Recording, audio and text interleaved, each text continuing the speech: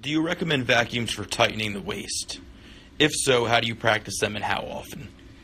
You know, I love the fact that classic bodybuilding is coming into flourishing into the sport of bodybuilding. You know, because vacuums were a lost art. Vacuums were something that you would see when I competed.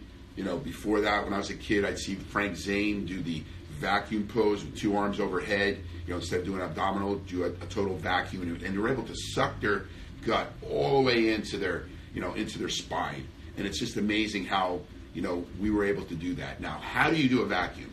That's a good question. And, I'm going to do something with an athlete that we're going to actually do a seminar, or when we're going to do a video on teaching you how to do a vacuum. But what you want to do is, when you want to do a vacuum, is first off, to be able to stand up and suck everything up. It's very hard because of gravity. You want to get your muscles used to being, sucked in or stretched. So I suggest, going on a desk or bending over, blowing all your air out, and then sucking in. And what I'm doing is I'm sucking in and holding it for 10 seconds, 12 seconds, as much as I can, and continue sucking in your gut where you feel like it's going to hit your spine. By doing that, you're going to slowly stretch the muscles to basically go more and more into your gut so that you can get a smaller and smaller waist. Vacuums are great. You can really practice a vacuum. You can get your waist smaller and smaller and smaller. I also suggest doing vacuums when your stomach is empty. When you wake up in the morning, practice your vacuums before you eat.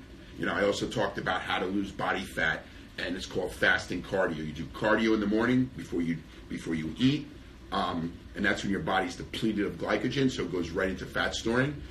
When your stomach is totally depleted and your intestines clean, you go to the bathroom, what you're doing is you're able to suck your stomach in and really get your stomach muscles to start stretching to be able to do that vacuum more and more. As you practice bending over, little by little, when you're able to suck it in, you start standing up so that your stomach is going in when you stand up.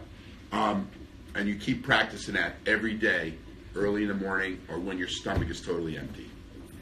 Oh.